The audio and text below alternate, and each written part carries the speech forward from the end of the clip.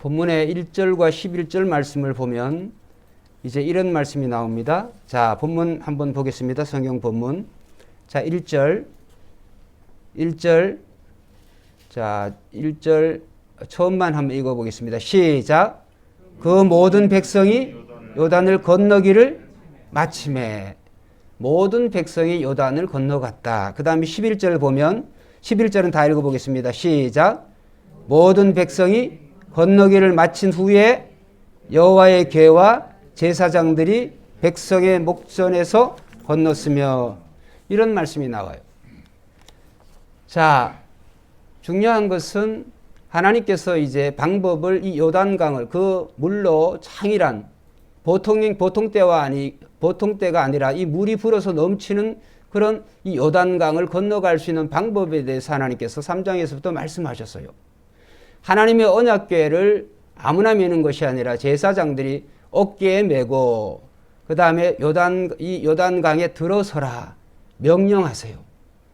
그래서 이제 하나님의 그 명령대로 언약궤를 맨 제사장들이 이 요단강에 들어서니까 물이 이제 그렇게 창이란 그 물이 그치게 된 거예요. 멈추게 되어진 거예요.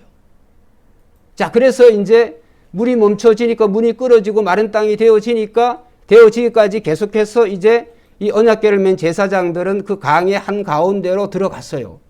물이 끊어진 상태니까. 물이 있는 상태에 제사장들이 못 들어가잖아요. 끊어지니까 한 가운데 이제 들어서니까 이제 이스라엘 민족들이 정말 60만 명도 넘는 그 민족들이, 그 숫자가 그 요단강을 건넌 거예요. 그러면 우리가 상식적인 선에서 앞에 제사장들이 물을 끊어서 제사장들이 그냥 제사장을 쫓아서 가면 될 거 아니에요. 순서상 제사장들이 언약궤를 메고 물이 끊어졌으니까 그대로 제사장들이 지나가고 그다음에 백성들이 그 뒤를 따라가지고 이렇게 오면 되는 건데, 오늘 3장과 4장의 내용은 희한하게 제사장들은 이 요단강 그 한가운데 거기에 서 있는 거예요. 제사장들은 언약궤를 맨 제사장들 서 있고 이스라엘 민족은 그 요단강을 다 건넜어요. 다 건너간 다음에 그 다음에 이제 언약궤를 맨 제사장들이 건너오거든요. 그러면 오늘 여기에서 우리가 놓치지 말아야 되는 것이, 왜 모든 백성이 이 요단을 건넌 후에라고 이런 말씀을 하실까? 그 다음에 제사장들을 이제 올라오게 하라, 이렇게 또 명령을 하세요. 그냥 제사장들이 백성들이 다 건너갔으니까 우리도 따라 이제 가야 되겠다, 이렇게 한 게 아니에요. 내려가라 그럴 때도 제사장들을 먼저 물로 내려가라, 들어서라고 하나님 명령하시고, 그 다음에 올라올 때에도 여호수아를 통해 하나님께서 명령을 내리세요. 제사장들에게 올라오게 하라. 이제 그 말씀 오늘 우리가 시간 관계상 못 읽었죠. 그 다음에 우리 읽은 그 다음 성경에 나와요. 그러니까 하나님께서 이 요단강을 멈추게 하는 그 기적을 할 때 몇 가지 요소가 있어요. 첫째, 하나님의 명령에 의해서 제사장들이 언약궤를 메고 들어섰다. 그 다음 물이 멈췄을 때 백성들이 먼저 들어가고 다 건넌 후에 그 다음에 제사장들의 명에서 물에서 나오라 해서 나오고, 그 다음에 하나님께서 그 와중에 이제 제사장들이 서 있는 그곳, 이 요단 한가운데에서 그 이스라엘 12지파죠. 그러니까 12이 상징하는 의미는 이스라엘 전체를 상징하죠. 이스라엘 전체를 상징한다고 하는 것은 오늘날 우리가 영적으로 하나님을 믿는, 즉 언약궤를 뒤따르고, 언약궤는 하나님의 보좌죠. 왜? 언약궤 위에 속죄소라고 하나님의 그 보좌를 상징하는 그 속죄소가 있으니까. 그 다음에 그 언약궤 안에는 아론의 쌍난 지팡이, 그 다음에 만나, 그 다음에 십계명이 거기에 들어있으니까. 그러니까 하나님의 현존, 하나님의 존재를, 하나님의 임재를 상징하는 그 언약궤가 있는 거죠. 그 다음에 이제 명령과 하나님의 언약궤에 의하고, 그 다음에 이스라엘 민족이 공동체가 있는 거죠. 자, 그랬을 때 오늘 우리가 생각을 해볼 수 있는 것은, 왜 무거운 그런 돌을 이스라엘 전체 12지파를 상징하는 지파의 대표적인 사람들이 그것을 그냥 호주머니 넣은 것도 아니고 작은 돌도 아니고 어깨에 매일 정도면 상당히 그러한 무거운 돌이다. 그 다음에 그것을 이스라엘의 민족이 이제 우리가 말씀을 우리가 읽어보면은 그것을 우리가 이스라엘 민족이 또 그 후손들이 보고 기념하게 하기 위해서, 여러분 기념하게 하기 위해서 돌을 그냥 적당한 돌을 그냥 아무런 그런 돌을 가져왔겠어요? 어깨에 매일 정도로, 장정이 어깨에 매일 정도로 상당히 그런 큰 돌 12개를 가져오지 않겠어요? 자, 이런 사실을 통하여서 오늘 우리가 생각해 볼 수 있는 것은, 오늘 하나님께서는 오늘 우리에게 그냥 단순히 이스라엘 민족이 이 홍해 사건도 그렇습니다만 바다를 가르고 그 다음에 이스라엘 민족이 걸어 나오면 그것으로 이제 끝나는 거죠. 그 다음에 가나안 땅으로 들어가면 되어지는데 하나님께서는 그것을 목격하게 하시는 거예요. 누구로 하여금? 제사장들이 언약궤를 맨 제사장들이 이 요단에 들어서니까 물이 멈춰졌고, 그 다음에 백성들이 다 건넌 백성들이 보는 거예요. 아, 우리가 어떻게 건너왔지?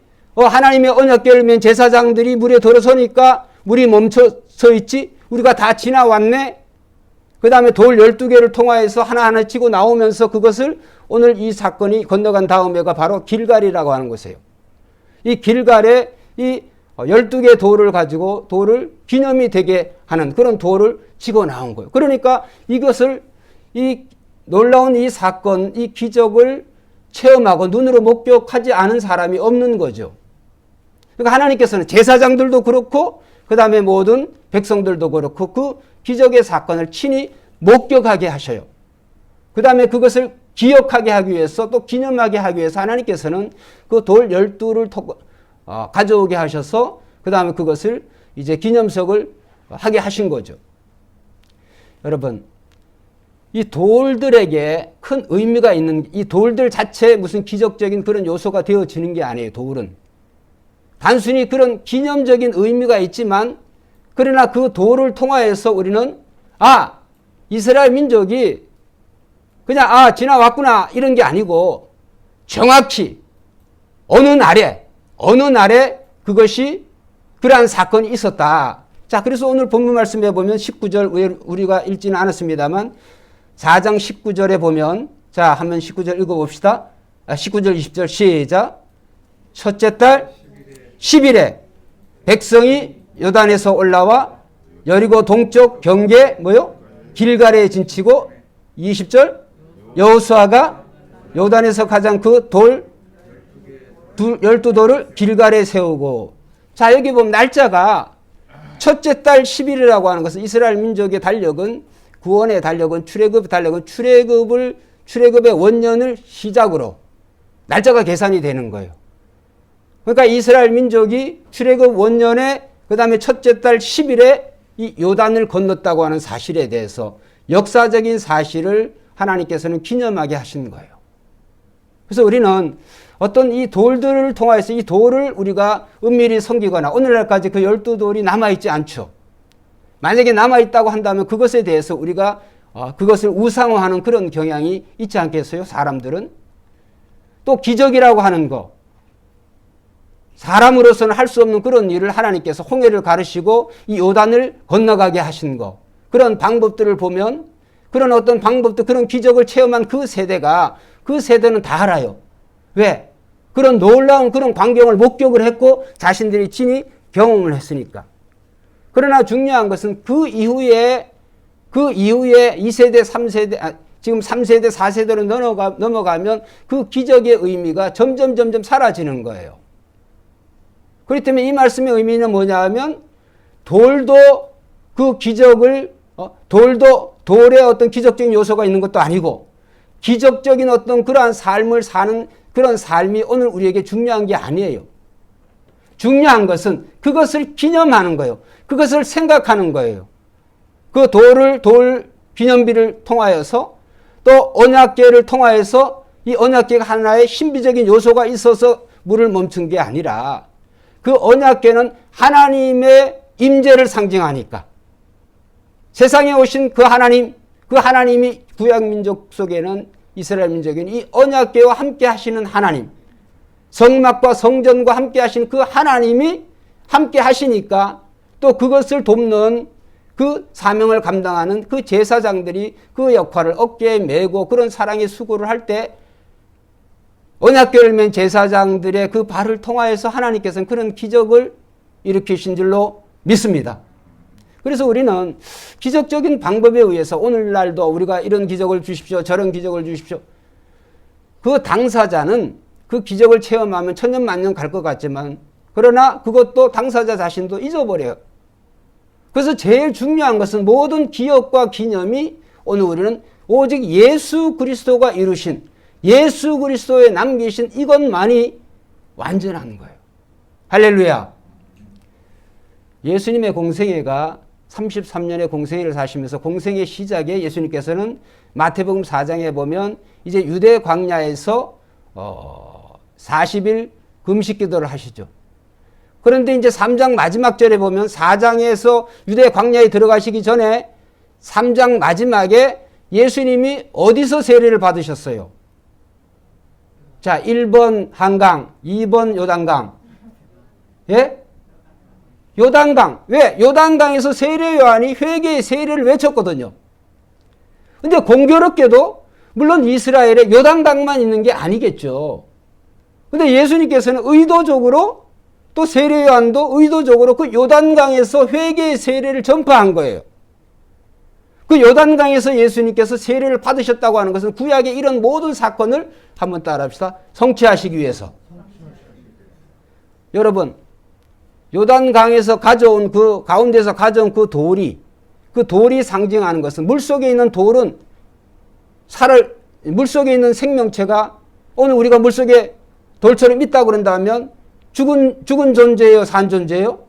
죽은 존재예요. 우리는 돌 속에 있는 그런 존재들이지만은 그런 존재, 즉 물속에 들어갔을 때는 그건 죽음을 상징하지만 물 밖에 나왔을 때는 그것을 구원을 상징하고 새로운 생명을 상징하는 거예요. 그래서 요단강에서 예수님이 세례를 받으시면서 물속에 들어가셨다가 나온 것은 자신의 그 죽음이 예수님이 죽으실 필요가 없죠.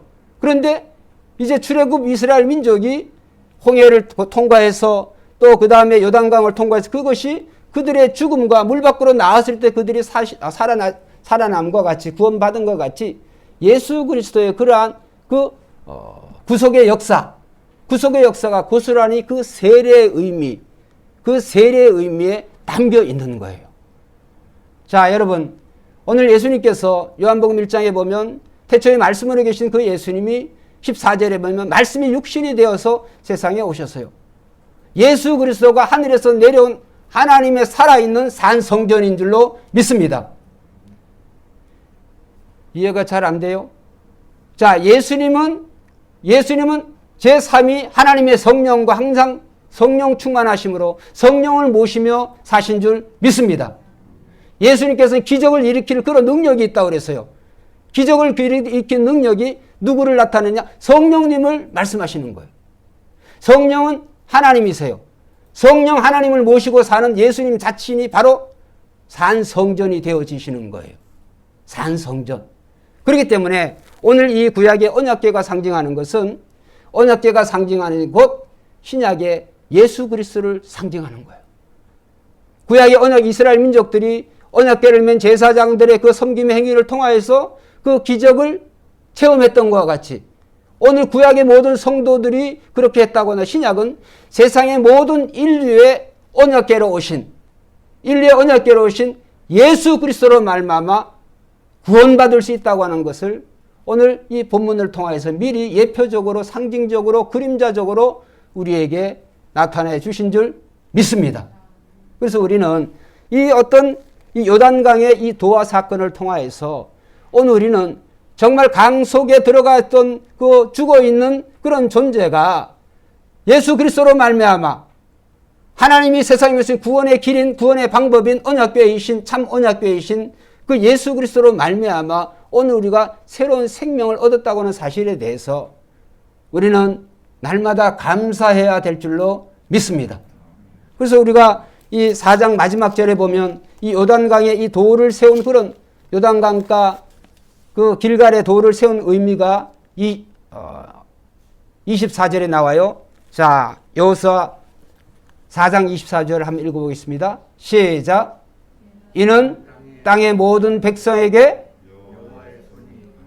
강하신 것을 첫째 알게 하고 그 다음에 너희가 너희 하나님 여호와를 항상 경외하게 하려 하심이라. 할렐루야.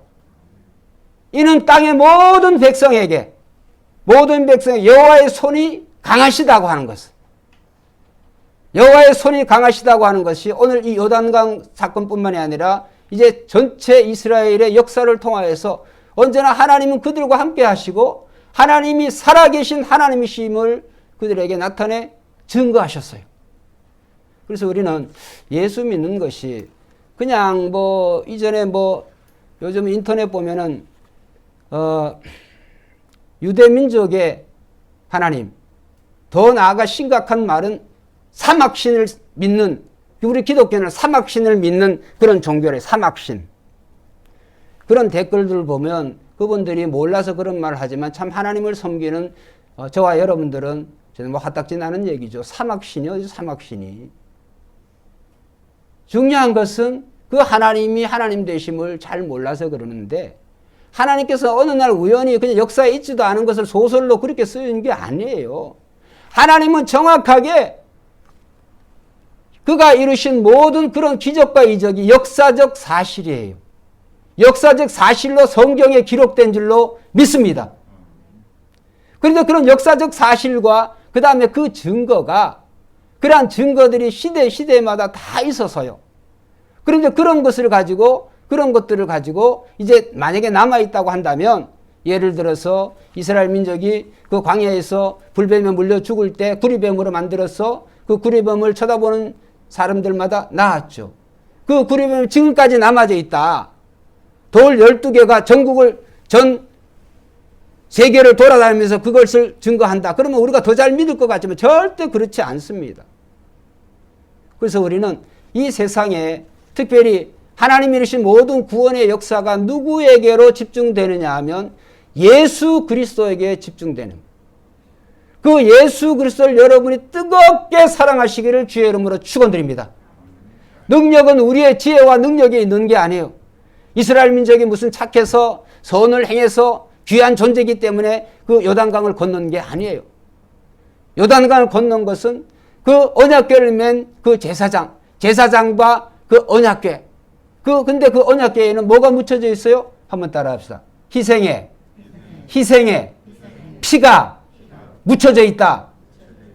여러분, 성막과 성전에 하나님의 이 언약궤가 성소에 존치되어 있잖아요.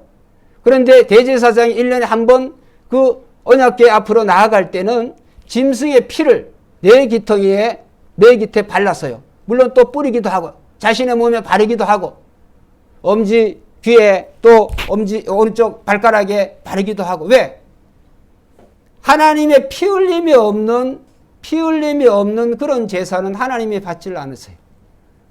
언약궤가 왜 하나님의 능력의 상징이 되어졌느냐 하면 거기에 희생의 피가 있기 때문에.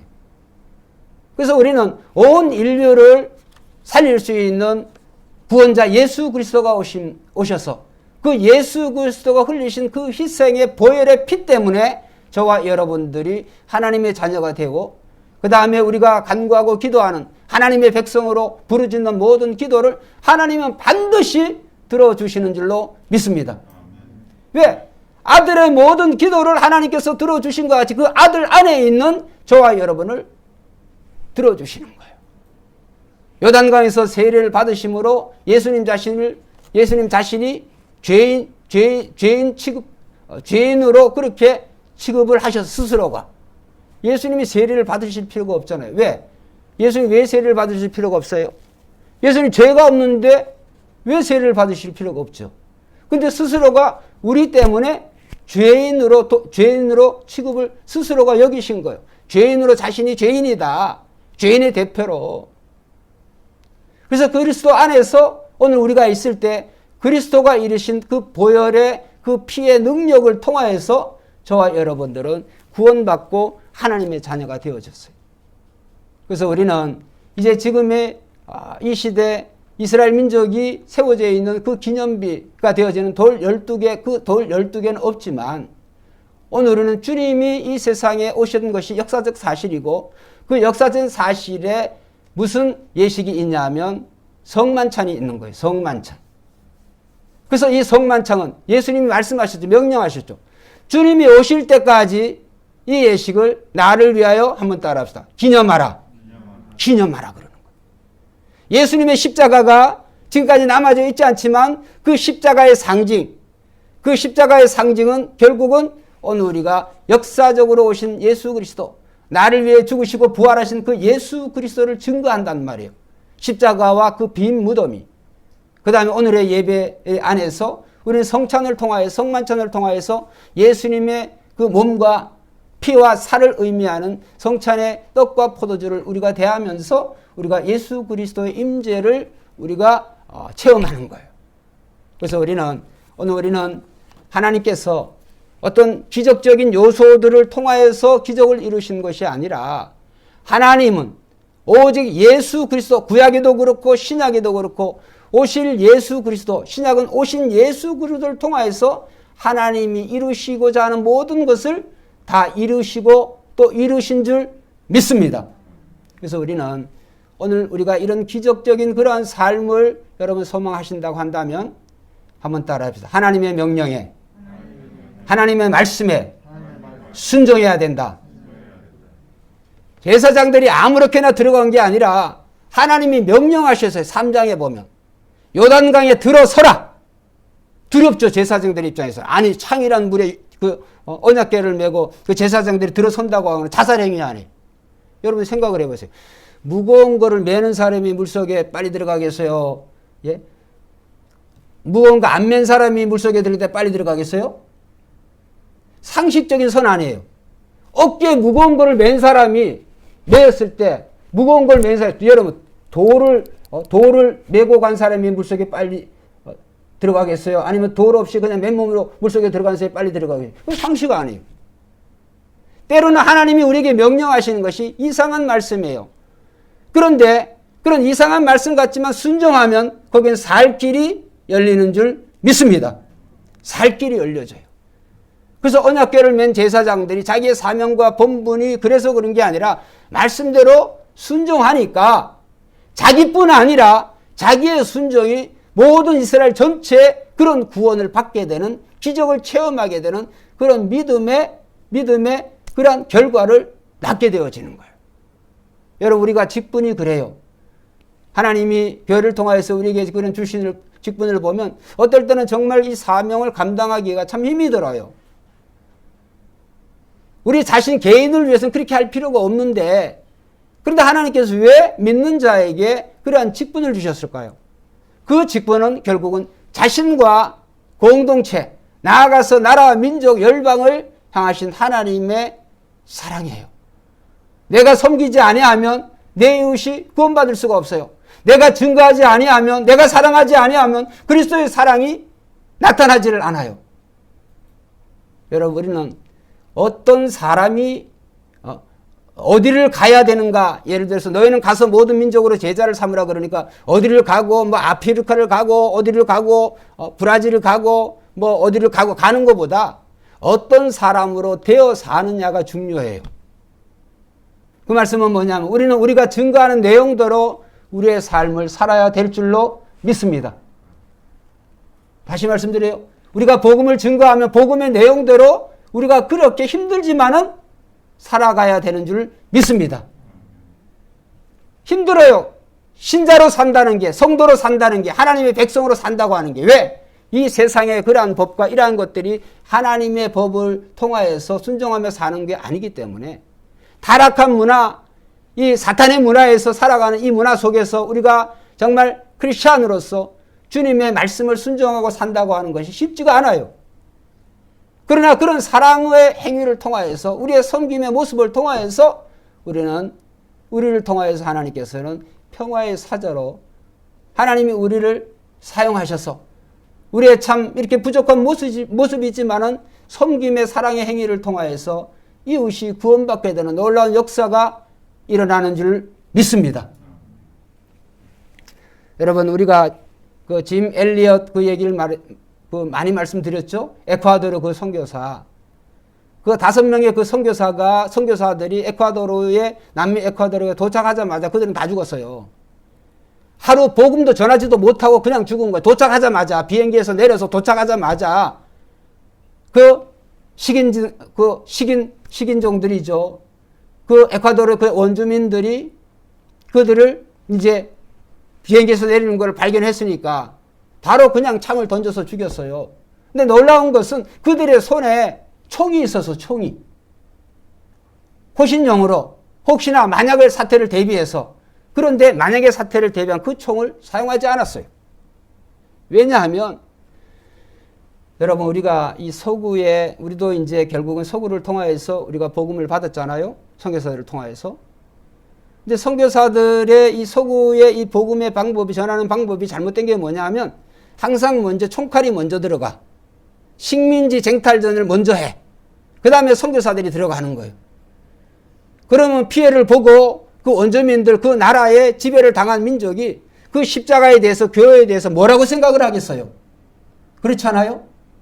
총칼로 죽이고 그 다음에 원수를 사랑하라 그랬다. 내 옷을 내무가 그게 말이 안 되는 거죠. 그러한 방식의 선교가 지금까지 참 많은 오랜 세월 동안에 그런 선교의 방법, 그런 선교의 방법이 되어졌어요. 오늘 우리는 하나님의 명령, 하나님의 말씀대로 우리가 그렇게 살 때 하나님의 능력이 나타나게 될 줄로 믿습니다. 그래서 오늘 출애굽 이스라엘 민족들이 이 요단강을 정말 이 거대한 요단강을 지나갈 수 있었던 것은 순전히 하나님의 능력에 의해서였지 자기네들이 무슨 잘했거나 뭘 의를 행했거나 그래서 되어진 것이 아니다. 그래서 우리는 우리의 신앙생활이 날마다 오늘 우리 홍갑수 집사님 기도하셨는데 기도의 시작에 처음 마디가 그랬어요. 지난 우리의 생활을 가만히 돌아보면 모든 것이 다 하나님의 은혜입니다. 이렇게 날마다 우리가 고백을 해야 될 줄로 믿습니다. 하나님의 은혜가 아니면 우리는 살아갈 수가 없어요. 그래서 그 하나님의 은혜, 하나님의 그 사랑, 그 예수 그리스도에 우리가 미칠 때 예수 그리스도에 우리가 더 가까이 그리스도를 더 묵상하면 할수록 우리는 능력 있는 강하고 담대한 크리스찬이 되는 줄로 믿습니다. 여러분 우리가 그리스도에게 다가가면 그리스도의 능력이 나오는 거예요. 그런데 우리가 그리스도를 무슨 요술방망이처럼 요술지팡이처럼 그런 생각을 하고 길갈에 세워진 12돌을 섬긴다든지 광야의 구리뱀을 섬긴다든지 어떤 언약궤를 통하여서 그 어떤 기적적인 요소를 사용하고자 할 때는 하나님의 능력이 나타나지 않습니다. 나중에 어떻게 되어졌습니까? 이스라엘 민족이 가나안 땅에 들어가가지고 이제 이 왕정을 시작하기 전에 그 제사장이 엘리 제사장이었죠. 사무엘 시대에 사무엘 엘리 제사장 밑에서 거기서 이제 섬겼죠. 그때 블레셋하고 전쟁이 벌어졌어요. 그래서 엘리 제사장이 지금까지 이스라엘 전쟁이 그랬으니까 요단강을 건널 때에도 언약궤가 앞장섰고 여리고를 정복하고 이스라엘 또 여러 전쟁을 할 때 늘 언약궤가 앞장섰으니까 항상 승리한 거예요. 또 그렇게 될 줄 알고 하나님의 말씀에 철저히 불순종하면서 말씀대로 살지 않으면서 왜?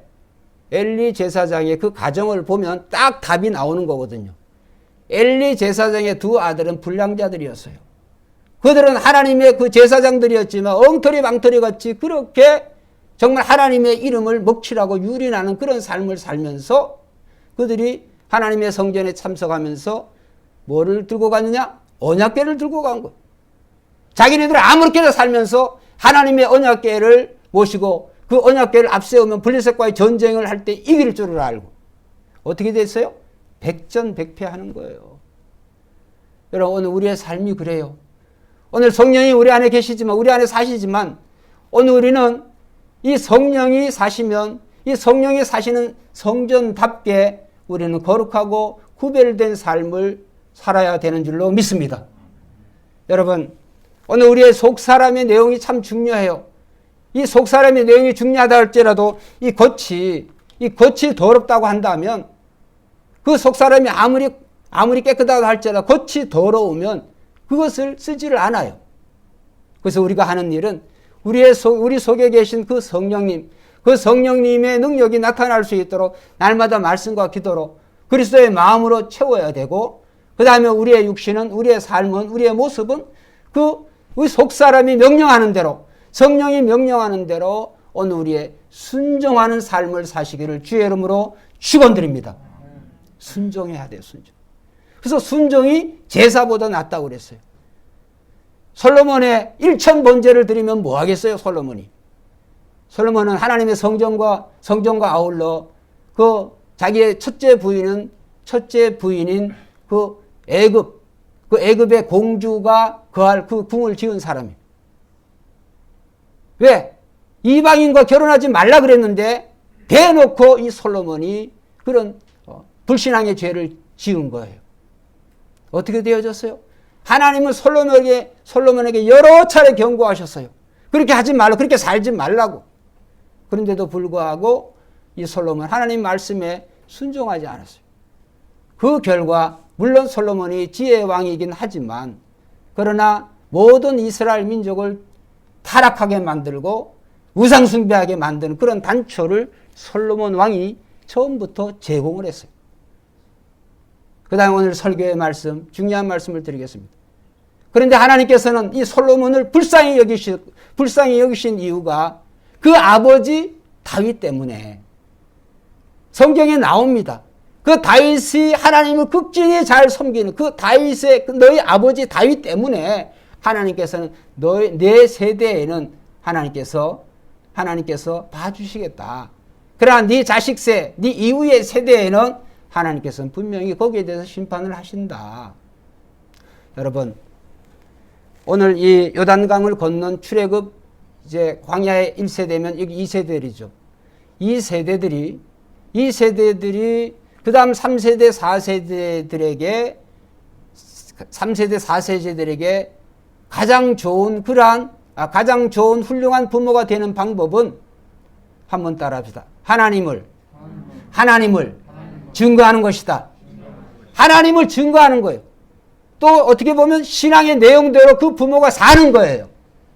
그러면 자식들이 무슨 돈을 물려받고 뭐를 물려받고 이렇게 하지 않아도 하나님은 그 부모의 신앙을 통하여서 그 자손만대로 하나님의 축복은 1000대까지 주신다. 할렐루야. 저주는 3, 4대까지. 그러나 하나님의 축복은 1000대까지 하나님이 주신다고 하는 것은 영원히 주시겠다고 하는 거 아니에요. 여러분, 부모 세대든 우리들 정말 정신을 차려야 돼요.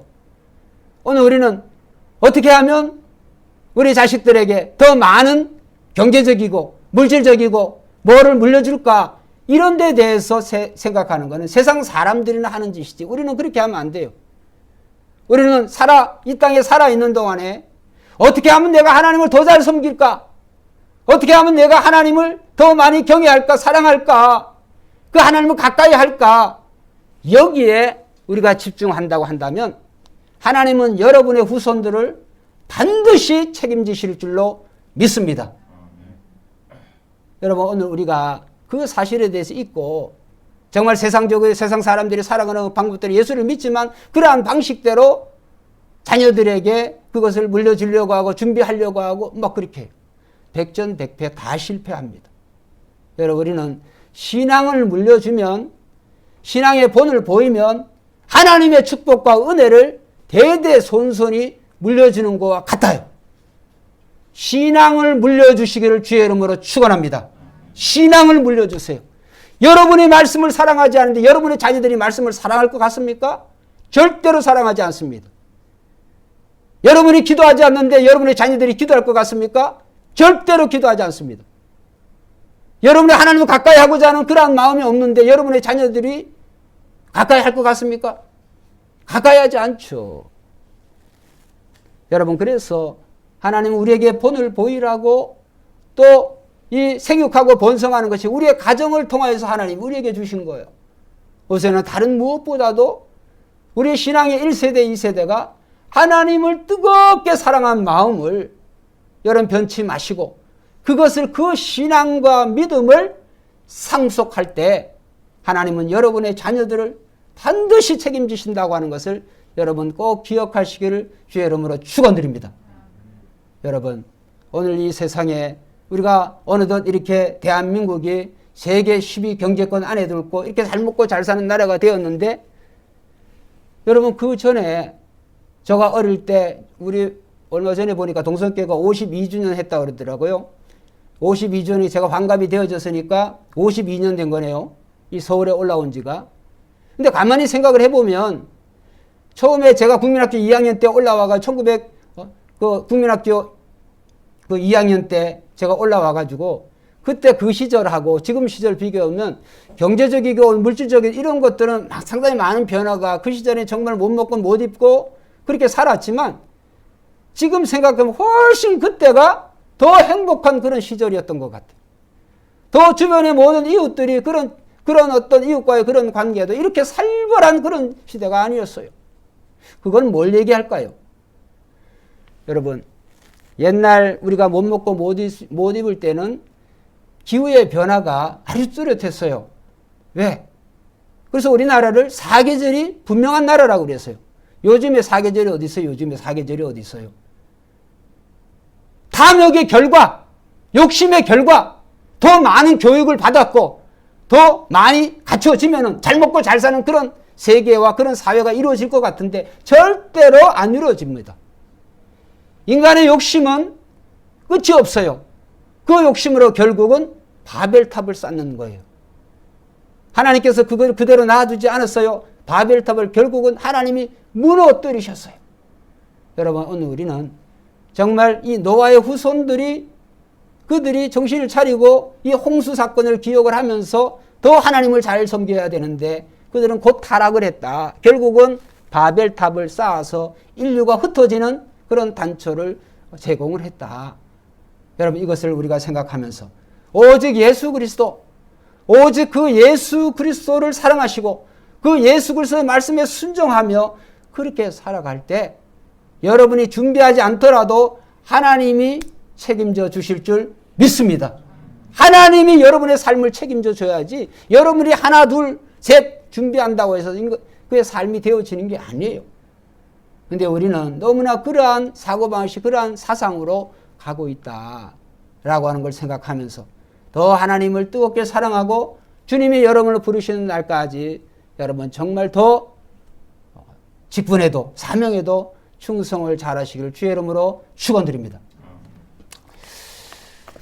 우리 여기 송장로님은 아시겠지만 우리가 기도를 했잖아요. 권영선 목사님, 우리 이제 노예 목사님인데 제가 요 근래 이제 노예 석이다 보니까 통화를 종종 해요. 이제 보통 노예원들 다른 목사님들과 통화하지 못하는 그런 저를 통화해서 이제 소식이 증거돼야 되니까. 근데 목사님이 통화 중에 이런 말씀을 했어요. 이제 얼마 전에 수술을 아주 거대한 수술을 했어요. 이 종아리에 이 엉덩이 둔부 부분에 아주 20cm 그 이상을 찢어가지고 그 암을 이제 제거를 하고 물론 폐까지 전이가 됐습니다만. 근데 목사님이 무슨 얘기를 하는가 하니 목사님 이제 진짜 하나님이 자신을 살려주신다고 한다면 더 이전에 그렇게 저 목회자로서 바로 살지 못했던 거를 이전에 제대로 내가 한번 살아보겠습니다. 권옥이라 그 아들도 똑같은 얘기를 하더라고요. 아버지 통화하고 아들 통화한 게 아닌데 다른 날에 통화하는데 아버지가 이렇게 말씀하시고 그렇게 지금 행동하고 계시다. 여러분 오늘 우리가 이렇게 어떤 심각한 병에 걸려가지고 그러지 말고 한번 따라합시다. 건강할 때 따라해보세요. 건강할 때 정신을 차리자. 건강할 때 정신을 차려야 돼요. 어떤 정신? 신앙의 정신을 차리시길 바랍니다. 우리가 건강할 때 내 주님을 더 사랑하고 더 뜨겁게 더 잘 섬기고. 여러분 눈도 그래요. 저는 이 눈 벗으면 이게 이제 성경이 안 보이죠. 다 흐리니까. 그러니까 날마다 이제 시간마다 이 돋보기 도수를 자꾸 올려야 되는데 지금은 굉장히 후회가 돼요. 우리 아버님이 그런 말씀하실 때 내가 이해를 잘 못했어요.